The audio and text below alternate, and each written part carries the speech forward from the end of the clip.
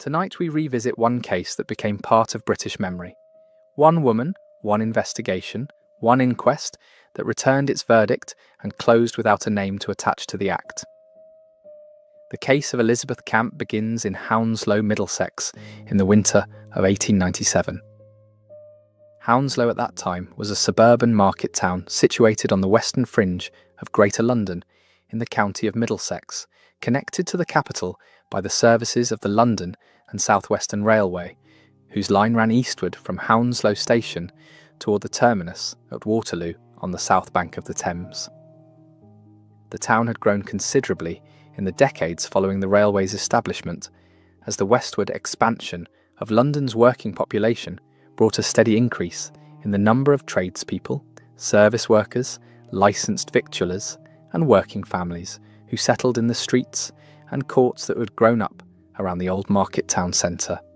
Adjacent to the town lay the barracks at Hounslow Heath, a military establishment of long standing whose soldiers and their dependents formed a visible portion of the local population.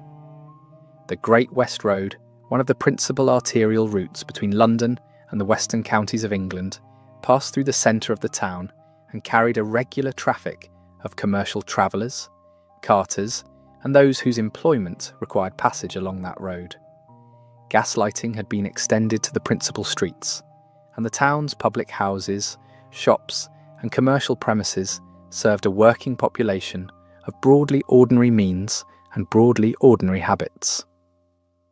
By the standards of late Victorian England, Hounslow was an unremarkable working suburb at the western edge of the growing metropolis, one of many such towns absorbed into the daily orbit of the capital by the spread of the railway network across the southern and western counties of England in the preceding half-century. Elizabeth Camp was 33 years of age at the time of her death.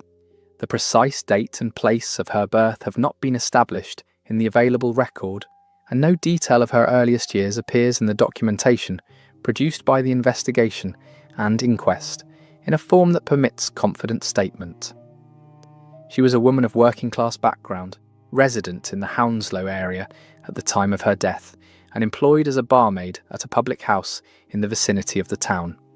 The specific establishment of her employment has not been confirmed with certainty in available sources, and it will not be specified here. Employment as a barmaid in late Victorian England was a position requiring steady conduct, physical endurance, and reliable character. The proprietors of licensed houses expected their staff to maintain a presentable and competent bearing in the performance of their duties, and the work involved long hours, exposure to a varied public, and the fulfilment of responsibilities that required both capability and personal discretion. The record does not document the circumstances of Elizabeth Camp's life before her residence in Hounslow, nor does it preserve any verifiable account of her childhood, her family's constitution, or the particulars of her employment history prior to the period immediately before her death. What the inquest record and the contemporary press established, through the testimony of those who had known her in the preceding period, was that she was regarded as a woman of steady character and regular habits. Her landlady, her employer, and those members of her family who gave evidence at the subsequent proceedings all described her in terms consistent with this account. No evidence of financial difficulty was produced in the course of the investigation. No record of irregular associations was entered before the inquest. The picture presented by those who testified was of a working woman of good standing within her immediate community, conducting the ordinary routine of a barmaid's life in a suburban town in the final years of Victoria's reign. At the time of her death, Elizabeth Camp was engaged to be married. Her fiancé was identified in the accounts of the period as Edward Berry, employed as a commercial traveller by occupation. The work of a commercial traveller in late Victorian England required regular passage across the railway network, negotiating sales and taking orders on behalf of manufacturers or wholesale merchants in the towns and cities served by the national rail system. Berry and Elizabeth Camp had been engaged in the period leading up to her death, and their engagement was described in testimony as unremarkable in its character and circumstances. Edward Berry was questioned in the course of the investigation that followed her death and gave evidence at the inquest proceedings. No evidence connecting him to the events of the 11th of February was produced at any stage of those proceedings, and he was not charged with any offence in connection with her death. Elizabeth Camp's situation in the winter of 1897 was, in every particular that entered the record, unremarkable by the standards of her class and period. She was a working woman of 33, employed in a respectable capacity, engaged to a man of steady occupation, resident in lodgings in a suburban town connected by railway to the capital. The London and South Western Railway carried thousands of such persons across the southwestern suburbs each week, and her journey toward Waterloo on the evening of the 11th of February was, in every outward respect, of the kind made without incident by passengers on that service every day of the working week. If you find value in histories preserved this way, consider liking the video and subscribing to the channel. Let me know in the comments where you are listening from. Now back to the record. The 11th of February 1897 was a Sunday. In late Victorian England, Sunday was the weekly day of rest and domestic observance, on which the routines of employment were suspended and the working population gave its attention to church, to household occupation, and to visits to family and acquaintance in the surrounding streets and districts. The Sunday evening hours marked the transition back toward the obligations of the working week, and the trains departing Hounslow and the other western and southwestern suburbs of London on Sunday evenings carried a steady movement of persons completing the day's engagements and returning to their residences before Monday morning. The Sunday service was not a peak service by the standards of the weekday commuter trains that moved the working population between the suburban settlements and the metropolitan centre. It was quieter, its carriages less crowded, its passengers making the ordinary weekly journeys they had made before and would make again. The reason for Elizabeth Camp's journey from Hounslow on the evening of the 11th of February was not established by the investigation or at the inquest. No witness provided a verified account of her intentions for that evening, and the documentation of the period does not record any stated destination or purpose for the journey. What is established is that on that evening she made her way to Hounslow station and boarded a second-class compartment of a London and South Western Railway service departing toward Waterloo. The precise departure time has not been confirmed in available sources. She was travelling without a companion. The London and South Western Railway's service from Hounslow to Waterloo followed a route through the built-up and semi-suburban landscape of southern Middlesex and the northern margins of Surrey, passing through intermediate stations serving the communities along the line, with the full journey from Hounslow to Waterloo occupying approximately 30 to 45 minutes under ordinary operating conditions. The carriages moved through the February evening, through streets lit by gas lamps and gardens reduced to winter shadow, arriving in due course at the terminus at Waterloo on the south bank of the Thames.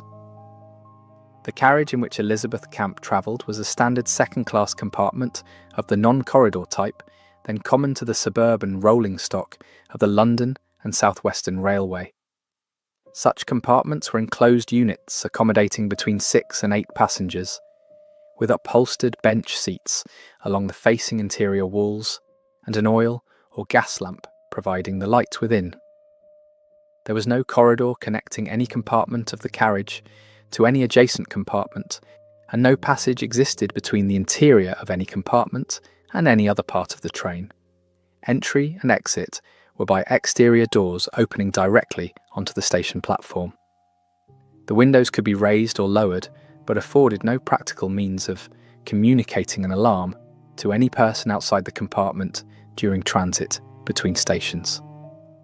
Once the train was in motion, the occupants of a given compartment were isolated, with no means of summoning assistance and no means of being observed by the guard, the driver, or any passenger travelling elsewhere on the service.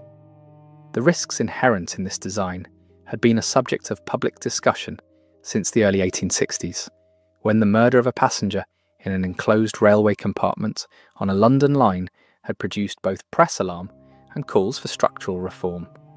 In response to that earlier case, certain railway companies had introduced communication cords enabling passengers to signal the guard, and modified apertures between adjacent compartments to permit limited observation.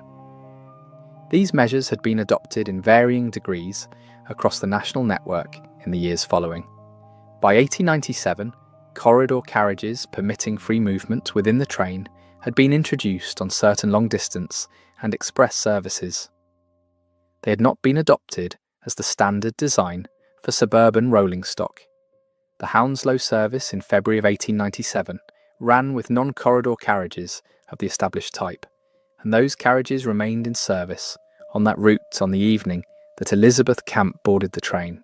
She was not seen alive again by any person who subsequently came forward with clear and verified testimony regarding her condition or circumstances during the journey. The assault upon Elizabeth Camp occurred within the enclosed compartment during the course of the train's journey from Hounslow toward Waterloo. The precise point along the route at which the assault took place was not established by the investigation.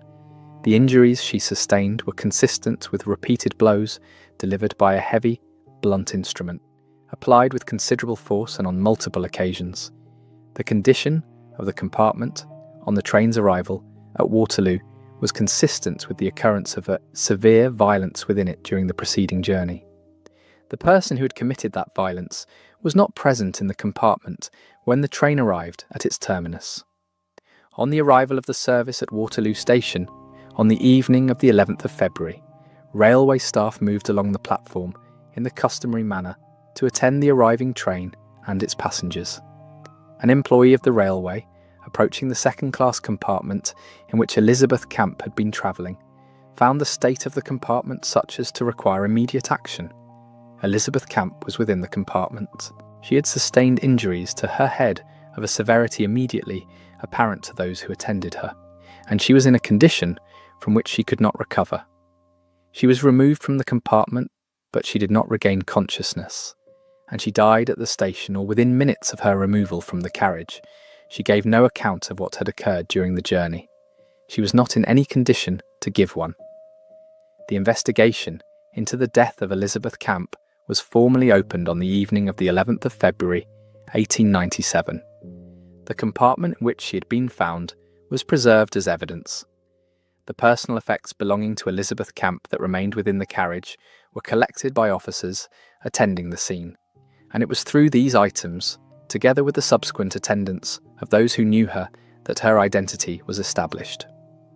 Officers of the Metropolitan Police were present at Waterloo Station before the evening concluded. The proceedings that would occupy the police, the coroner, and the press for the weeks and months that followed had begun.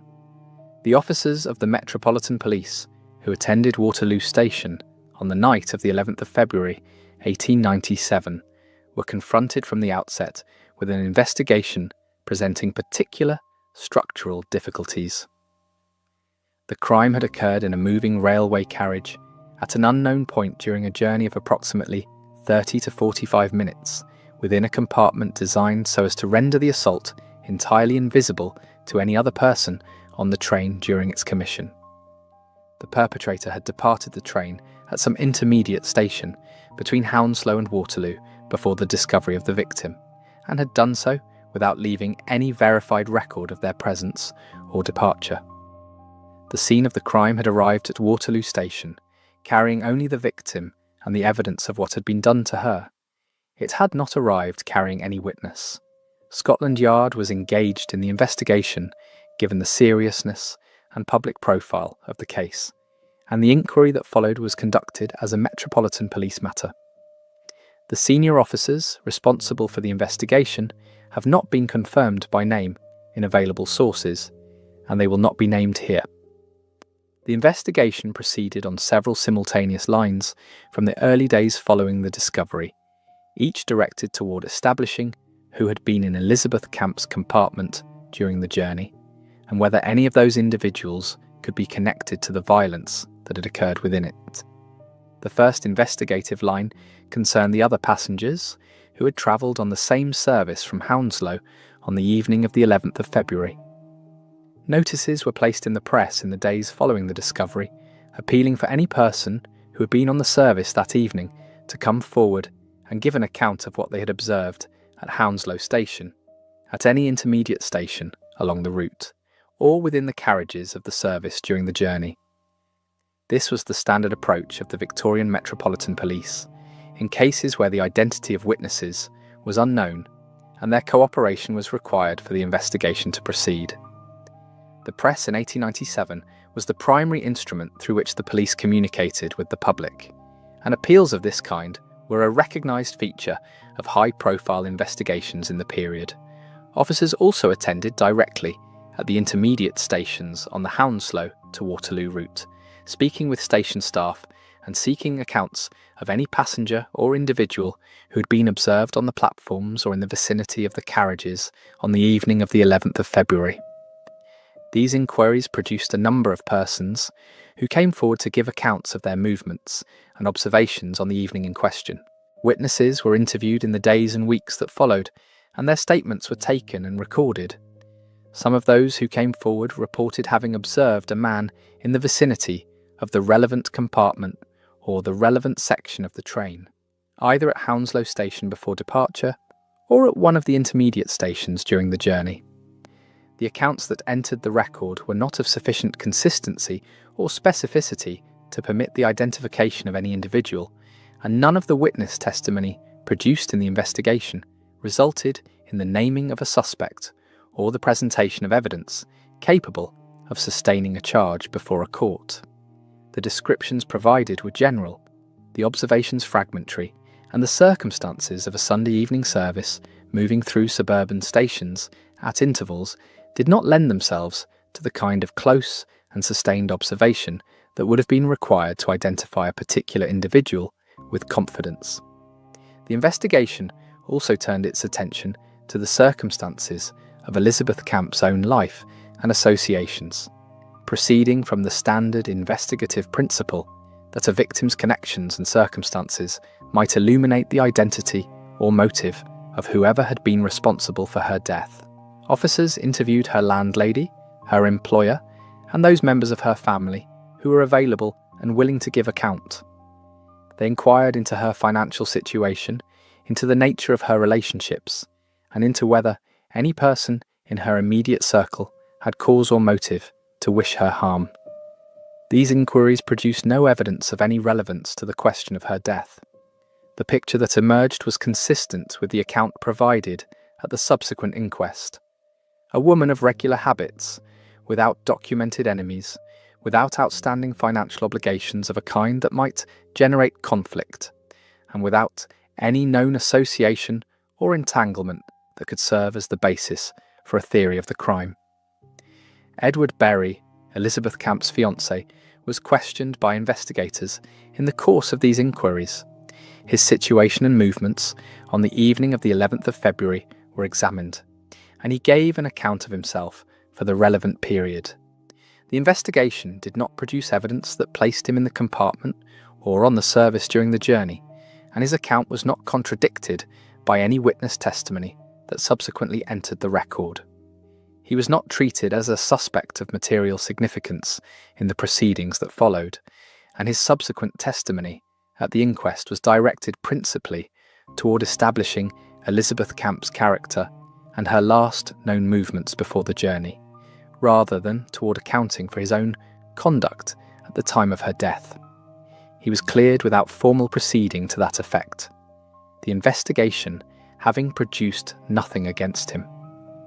The most significant physical development of the investigation in the days following the discovery at Waterloo was the finding of an object on or near the railway trackside in the vicinity of Putney. A pestle was recovered from the trackside in that area in the days after the 11th of February.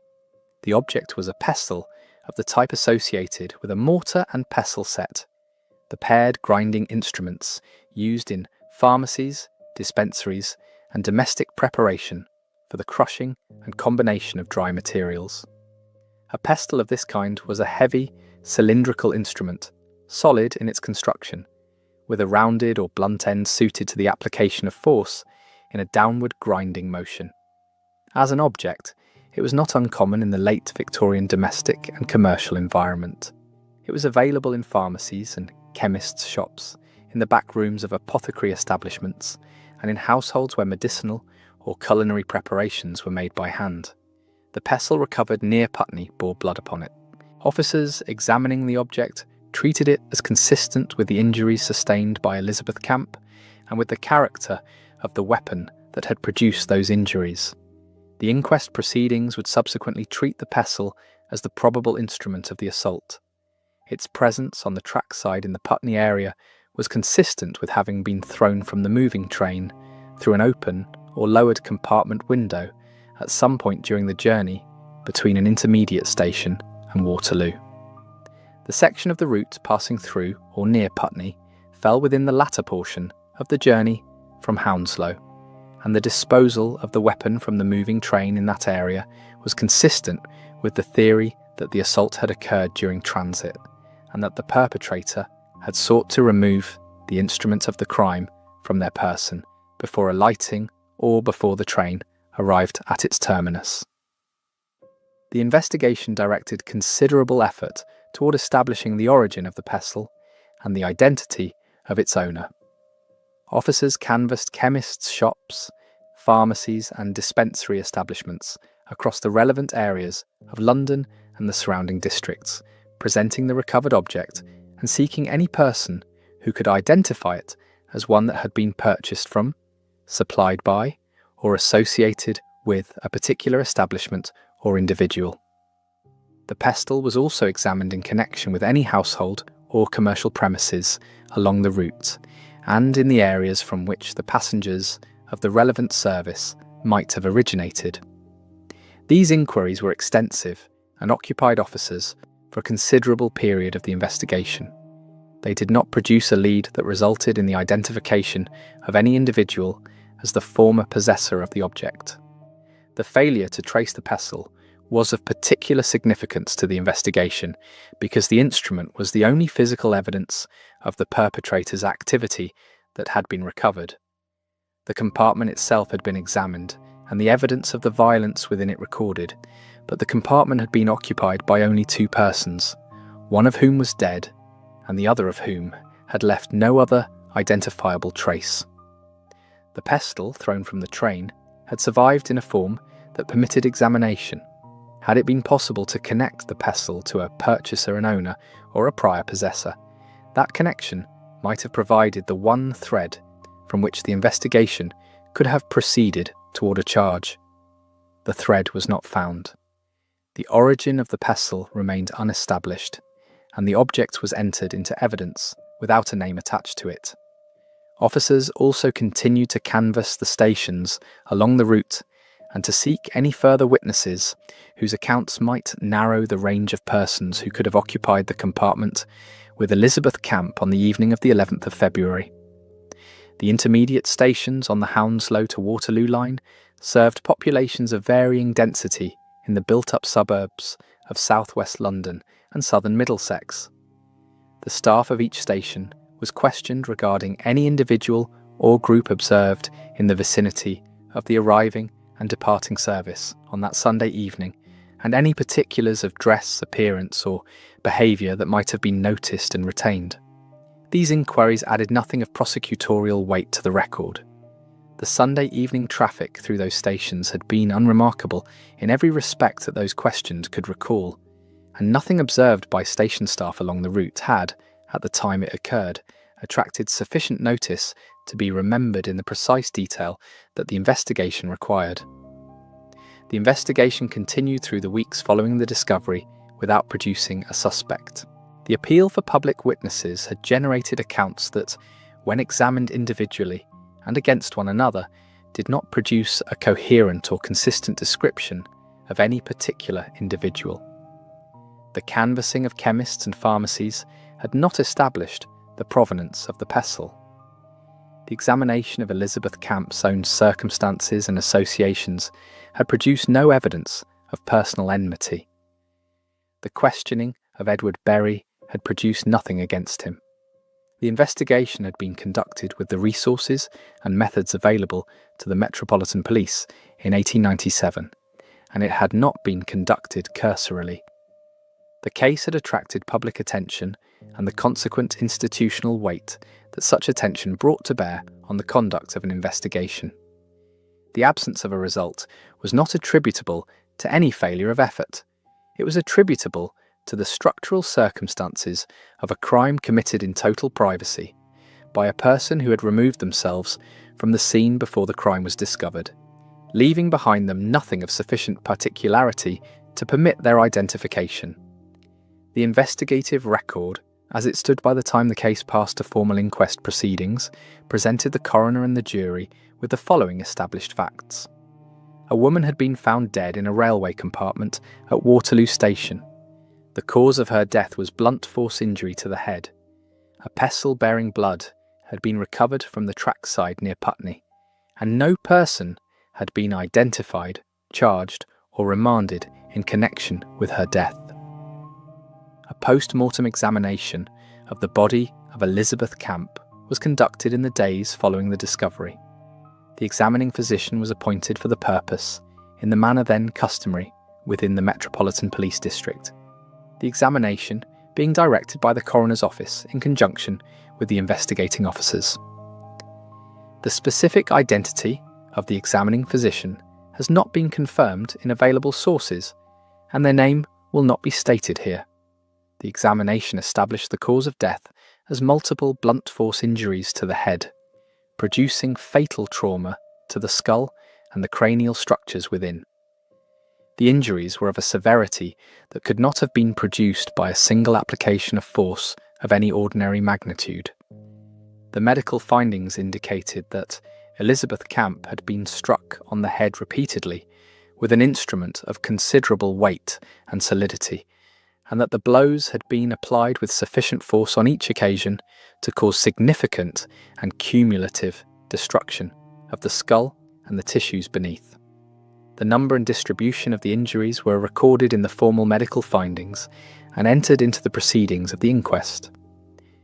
The findings of the post-mortem examination were consistent with the use of a heavy, blunt, cylindrical instrument of the kind represented by the pestle recovered near Putney in the days following the crime.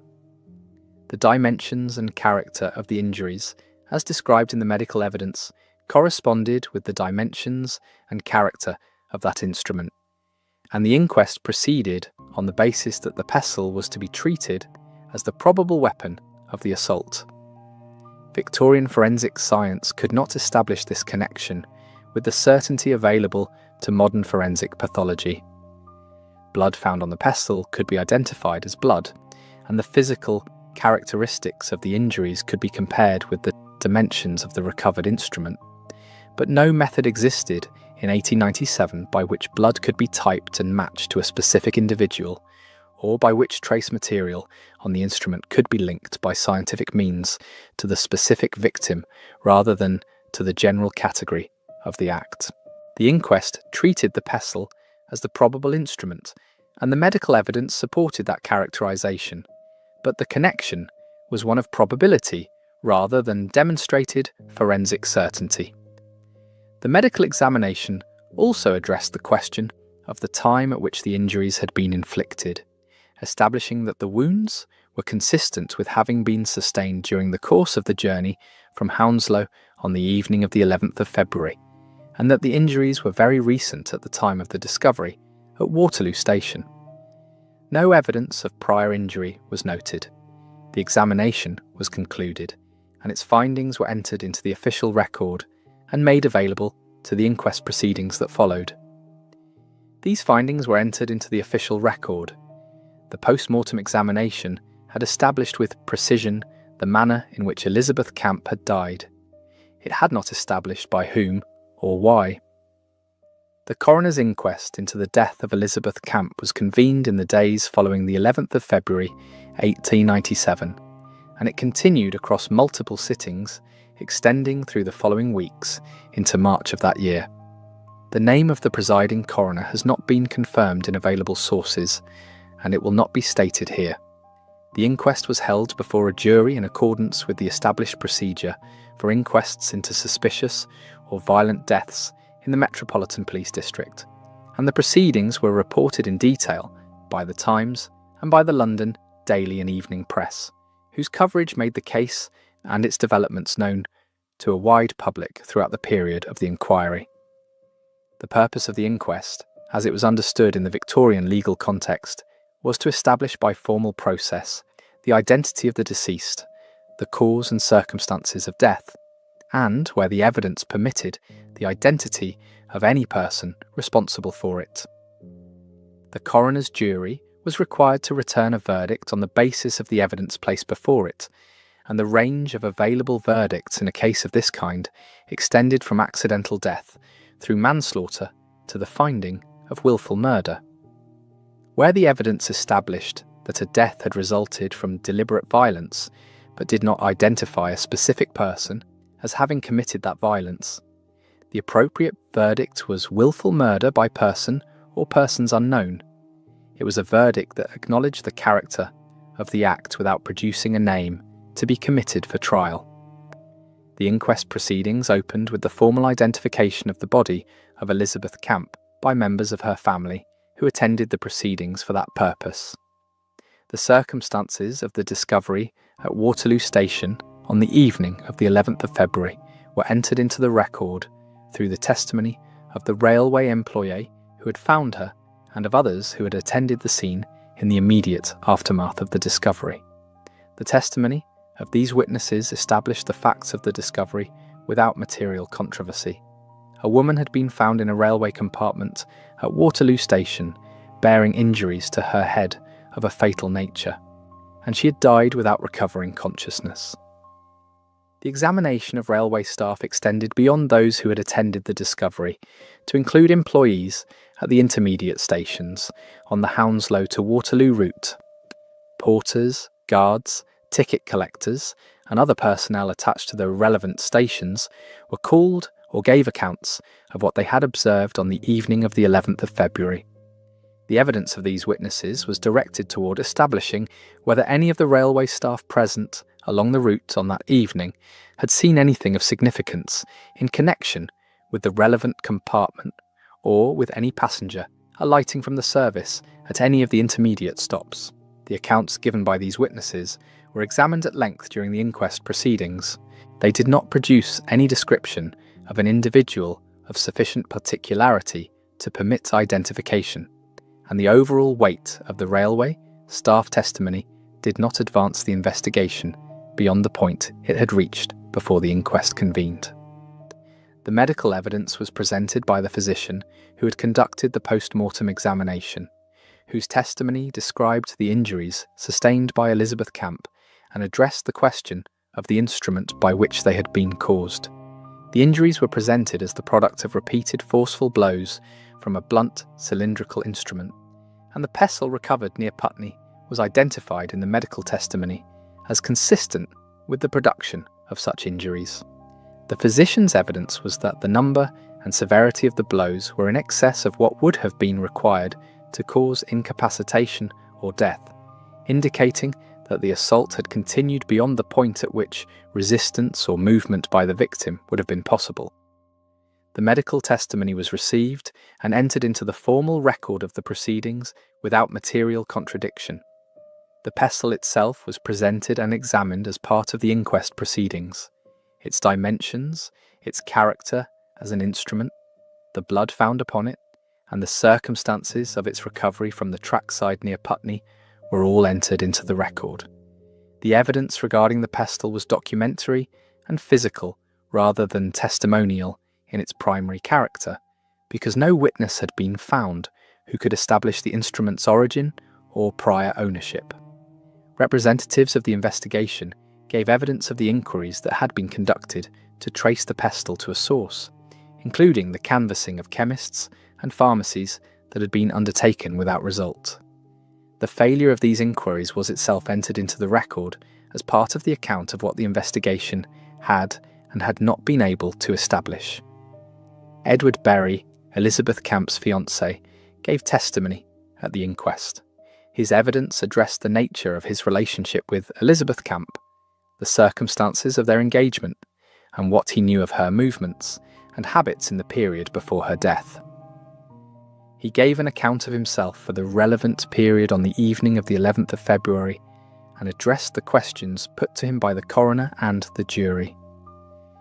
His testimony did not produce any evidence that the inquest treated as indicative of his involvement in her death, and the proceedings did not develop in the direction of suggesting that he was a person against whom any evidence had been established. His evidence was received in a manner consistent with his being regarded as a witness to the circumstances of the victim's life, rather than as a person of interest in the investigation. Members of Elizabeth Camp's family also gave testimony at the inquest. At least one family member, a sister, appeared and gave evidence addressing Elizabeth's character, her daily habits, and the circumstances of her life in the period before her death. The testimony of the family witnesses was consistent with the account provided by others who had known her. A woman of steady character and regular habits, without documented difficulty in her personal or financial circumstances, whose death could not be explained by reference to anything that those closest to her had known or observed about her life. The testimony of the family witnesses was entered into the record without producing any lead relevant to the identity of the perpetrator. Passengers who had come forward in response to the police appeals in the press were also examined during the inquest proceedings. Their accounts of what they had observed on the service on the evening of the 11th of February were tested by questioning before the coroner and the jury. The evidence produced by these witnesses had the general character that had already been established during the police investigation.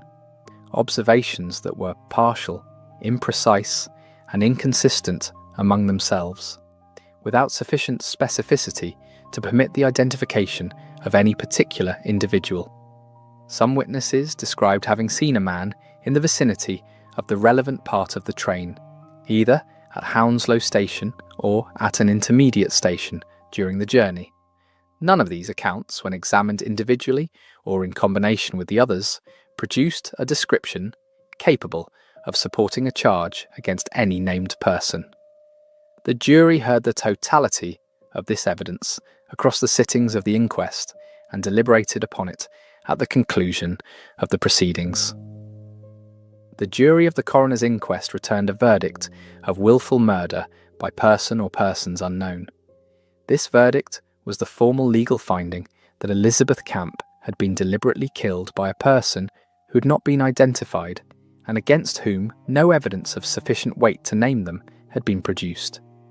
The verdict was entered into the official record. It was the only verdict available on the evidence before the jury, and it was returned without dissent.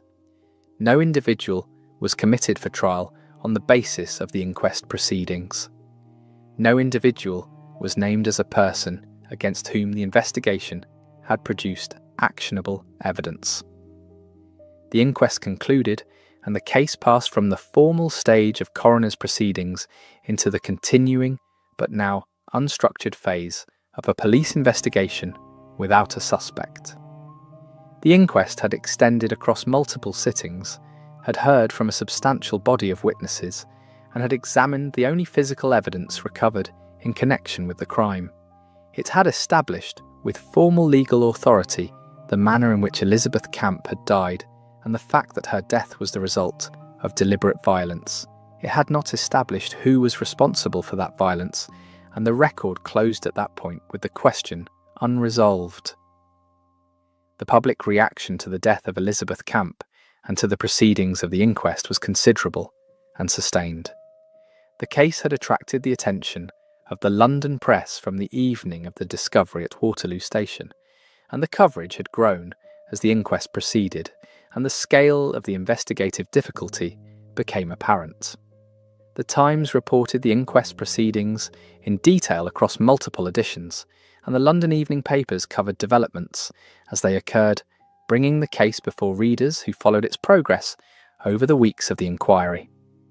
The Daily Mail, which had been established in the previous year and was engaged in the competitive pursuit of dramatic cases to build its circulation, gave the case prominent coverage, and the Daily Telegraph and other morning papers also reported the proceedings at length. The case engaged the press and the public for reasons that were specific to its details and also specific to the anxieties of its moment. A respectable working woman had been killed in a second-class railway compartment on a Sunday evening on a suburban line serving the ordinary population of southwest London and Middlesex. The enclosed compartment in which she had died was a space familiar to millions of passengers who used the suburban services of the London and South Western Railway and of every other railway company in the country. The case was not an account of violence in a place associated with danger. It was an account of violence in a space so ordinary and so regularly occupied by the general public that its occurrence there produced an effect distinct from crimes committed in the streets or in remote locations. The railway compartment was one of the most common shared spaces of Victorian daily life. The murder of Elizabeth Camp within one demonstrated that it was also, in the relevant circumstances, one of the most private. The anxiety produced by the case was not limited to the specific facts of the crime. It drew upon a wider unease that had accumulated in the preceding decade concerning the safety of women in public spaces. The murders attributed to an unidentified perpetrator in the Whitechapel district of East London in the autumn of 1888 had placed the question of women's safety in public at the centre of a sustained public debate that had not resolved itself in the years that followed. The Camp case arrived in February of 1897 with a different character and a different setting, but it engaged the same underlying concern: that a woman moving alone through the public infrastructure of the late Victorian city was exposed to dangers against which neither the design of that infrastructure nor the capacity of its policing afforded reliable protection. The Whitechapel murders of 1888 had involved the streets. The murder of Elizabeth Camp in 1897 involved the railways. The spatial context was different. The fundamental concern was the same. The specific vulnerability that the Camp case illustrated was one the press addressed directly. A woman travelling alone in a second-class compartment of a non-corridor suburban railway carriage was during the transit between stations in a position of absolute isolation. She could not summon assistance, she could not be observed.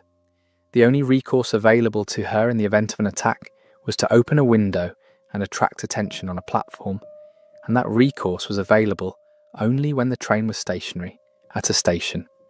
Between stations she was confined in a sealed space, with whatever other person or persons occupied the same compartment, and no help could reach her from outside. This was not a theoretical vulnerability that required elaboration by press commentators for its significance to be understood. It was a condition of travel on the suburban network that every regular passenger either knew or could readily deduce, and the murder of Elizabeth Camp made its implications unavoidable. Scotland Yard renewed its appeals to the public in the weeks following the inquest verdict. Notices were placed in the London papers requesting that any person who had travelled on the relevant service on the evening of the 11th of February, or who had been present at any of the intermediate stations along the Hounslow to Waterloo route at the relevant time, and who had not yet come forward, should do so and give account of what they had observed. These appeals were a continuation of the practice that had been employed from the early days of the investigation, and were directed toward the possibility that a witness existed who had not yet recognised the relevance of what they had seen, or had not yet connected their own observations to the case as reported in the press. The appeals did not produce an arrest. They produced further accounts from further persons, which were examined by officers and which did not add materially to the body of evidence already assembled. The investigation continued in a diminished form after the conclusion of the inquest, directed toward any new information that might emerge from the ongoing press coverage or from the continuing examination of leads that had not yet been fully exhausted.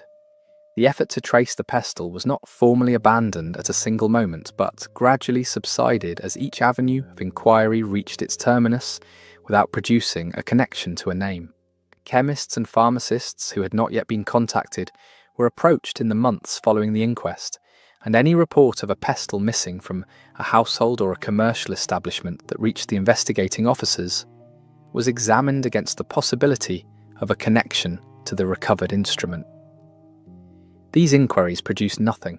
The pestle remained in the official possession of the investigation, entered into evidence, attributed to no owner, connected to no individual by any chain of verification that the law required. The public discussion generated by the case directed a substantial part of its attention to the design of the railway compartment and to the question of whether the non-corridor carriage design was a danger that the railway companies had an obligation to address. This was not a new argument in 1897. The murder of Thomas Briggs in July of 1864 in a Great Western Railway first-class carriage on the North London line, and the conviction of Franz Müller for that murder had produced the first sustained public campaign for structural reform of the railway compartment. In response to the public pressure following the Briggs murder, certain modifications had been adopted across the network in the years after 1864. Communication cords, enabling passengers to signal the guard by pulling a cord running the length of the train, were installed in carriages across the major companies' rolling stock. A small aperture between adjacent compartments, known informally as the Müller light, was introduced on some services, permitting a degree of visual communication between compartments that had not previously existed. These modifications had partially addressed the isolation of the individual compartment without fundamentally altering the non-corridor design. The passenger travelling in a compartment could now, in theory, pull a cord to signal the guard. The passenger who had no opportunity to reach the cord, or who was overpowered before they could use it, remained as isolated from external assistance as any passenger had been in 1864. Corridor carriages, which permitted passengers and railway staff to move freely through the length of the train during transit, were in use on certain long-distance and express services by 1897. Their introduction on those services had not been driven primarily by concerns about personal safety, though the safety argument had been part of the public discussion. It had been driven by the commercial convenience of connecting dining cars and sleeping cars to the remainder of the train, and by the operational advantages of the design on services of sufficient length to make those provisions worthwhile. The suburban services, whose individual journeys were measured in minutes rather than hours, had not received corridor carriages. The journey from Hounslow to Waterloo was a journey of approximately 30 to 40 minutes. It was not a journey for which a dining car or sleeping accommodation was of any utility. It was a journey undertaken by working men and women moving between their places of residence and their places of work, and the railway companies operating those suburban services had not, by February of 1897, found commercial or regulatory compulsion sufficient to undertake the expense of redesigning their suburban rolling stock in the corridor pattern. The Camp case renewed and intensified calls for that redesign, and the editorial pages of the London press in February and March of 1897 addressed themselves to the question with a sustained urgency that had not been matched since the weeks following the Müller case more than 30 years before. The argument made in the press and in the public discussion that followed the inquest verdict was not complicated in its structure. The non-corridor carriage had been identified as a danger in 1864. The modifications introduced after 1864 had not resolved the underlying danger. A woman had been murdered in a non-corridor compartment in 1897, 33 years after the first prominent case had demonstrated the lethal potential of the design. The railway companies had had 3 decades to act on the evidence, and the suburban rolling stock remained of the same fundamental design. The Camp case was presented in these terms not merely as a murder inquiry, but as evidence of institutional failure extending across the entire period between Müller and Camp, during which the danger had been acknowledged and the structural response had been inadequate. The railway companies did not respond to this criticism with immediate and comprehensive reform.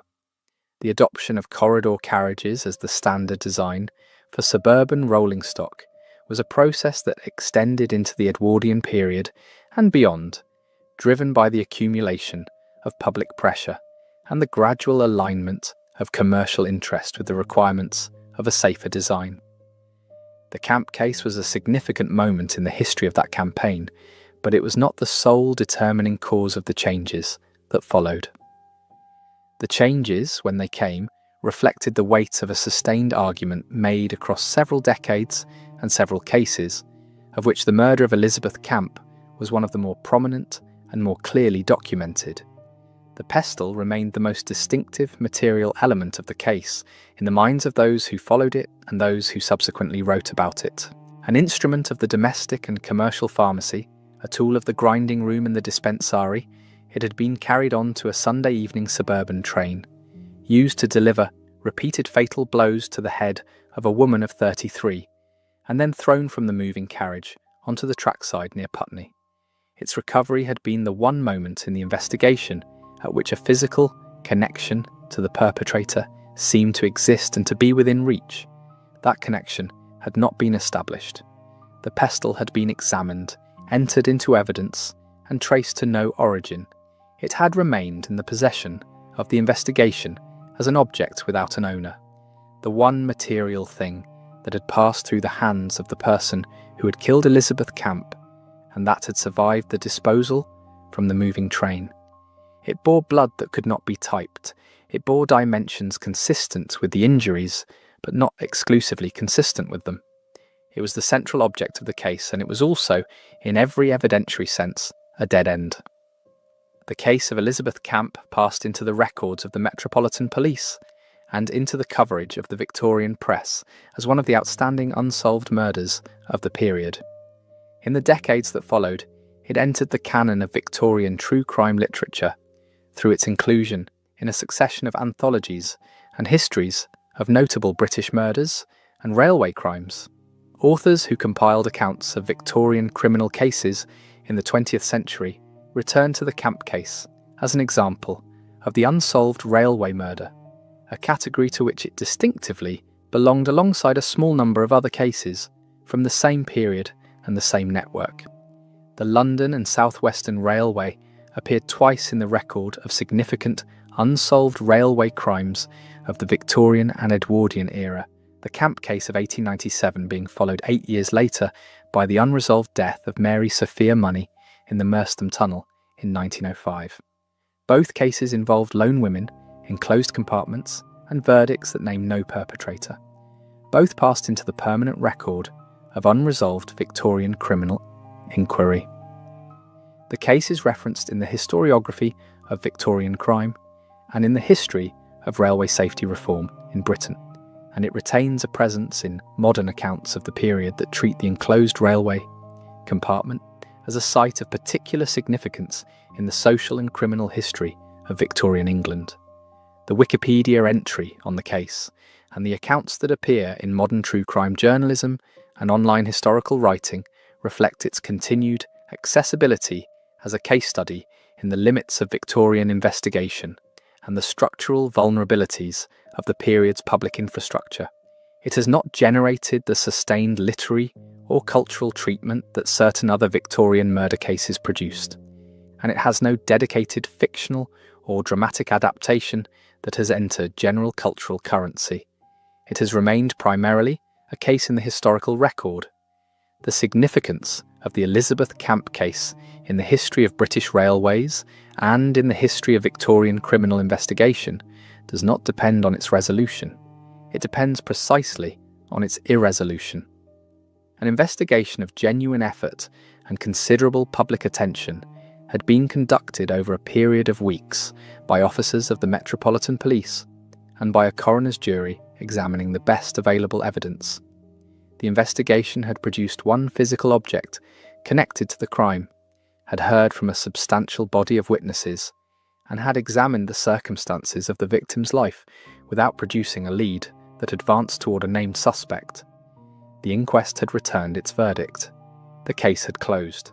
the question of who killed Elizabeth Camp in a second-class compartment of the London and South Western Railway on the evening of the 11th of February 1897 was not answered by that process, and it has not been answered in the century and a quarter that has elapsed since.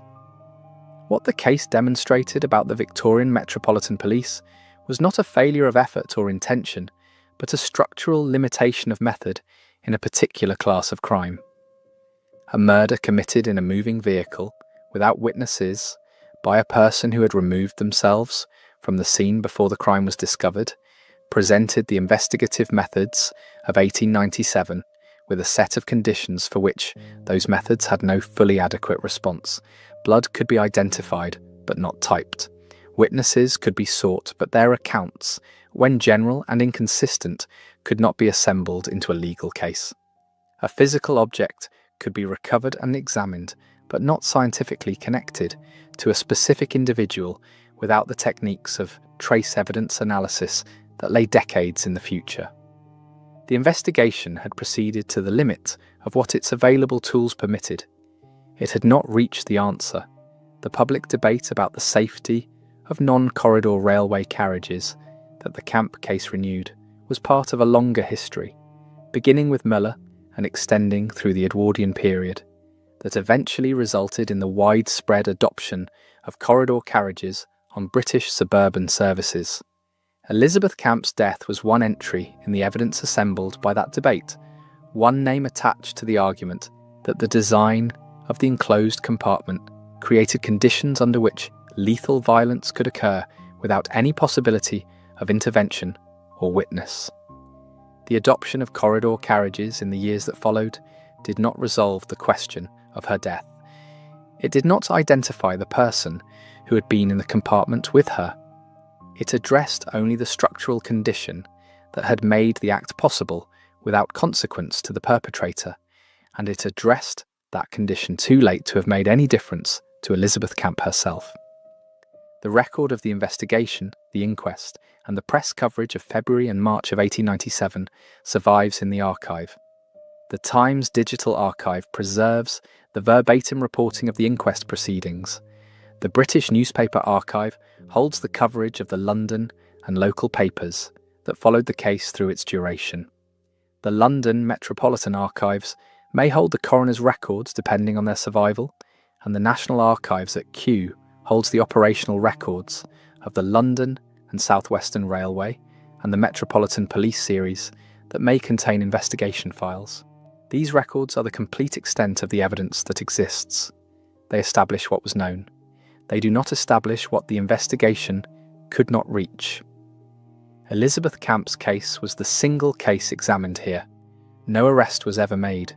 The investigation was formally closed. The case remains open. The record remains incomplete.